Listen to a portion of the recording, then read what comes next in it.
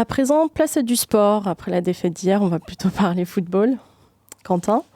Bonjour, aujourd'hui je vais vous parler pour ma première chronique de l'équipe de France de football.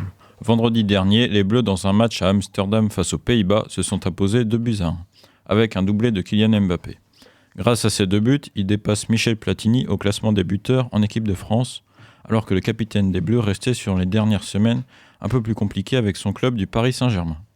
Une victoire qui permet à la France d'être qualifiée pour l'Euro, des matchs de qualification où elle a réalisé un sans faute, que des victoires, un seul but encaissé justement dans ce match face aux Pays-Bas.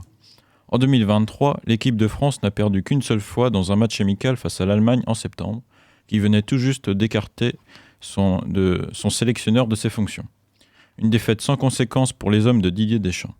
Hormis les 2 derniers matchs, la France restait sur une belle période avec l'enchaînement de matchs sans encaisser de but, de quoi rassurer la défense. Jonathan Klaus a fait son retour et Malo Gusto sa première. Peut-être que Castello Luqueba aura la même chance ce soir face à l'Écosse en match amical. Les 2 jeunes étaient initialement convoqués par Thierry Henry en équipe de France Espoir. Les 2 défenseurs formés à Lyon, qui ont rejoint cet été respectivement Chelsea et Leipzig, découvrent le château de Clairefontaine. Si pour Malo Gusto, le poste d'arrière droit est assez ouvert, au niveau des défenseurs centraux, la concurrence est très importante pour Castello Luqueba et dans ce domaine, la France n'est pas dépourvue de défenseurs centraux, bien au contraire. Pour cette liste d'octobre, si Castello Luqueba est présent, c'est aussi dû à de nombreux absents parmi lesquels Jules Koundé, Axel Disasi, Dayo Upamecano et William Saliba qui sont habituellement présents. Presnel Kimpembe et Wesley Fofana sont eux aussi indisponibles. On peut également rajouter le milieu offensif Christopher Nkunku. D'ailleurs, au-delà de la France, 6 autres nations sont qualifiées sur les 24 possibles pour l'Euro 2024. Il s'agit de l'Allemagne, le pays organisateur, la Belgique, le Portugal, l'Espagne, la Turquie et l'Écosse.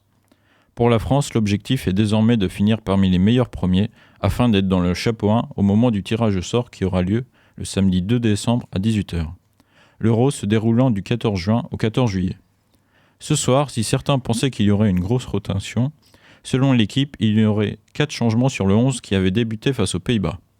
L'équipe probable serait Mike Maignan, Jonathan Klaus, Benjamin Pavard, Ibrahima Konaté, Théo Hernandez, Aurélien Tchouaméni, Antoine Griezmann, Eduardo Camavinga, Ousmane Dembélé, Olivier Giroud, Kylian Mbappé en trio offensif.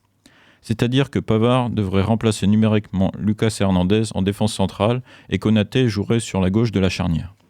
Au milieu, Eduardo Camavinga remplacerait Adrien Rabiot, tandis qu'en attaque, Ousmane Dembélé et Olivier Giroud seront alignés à la place de Kingsley Coman et Randal Colomwani.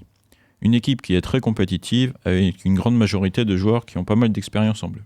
Rendez-vous ce soir pour voir les choix du staff de l'équipe de France face à une belle équipe d'Écosse déjà qualifiée pour l'Euro.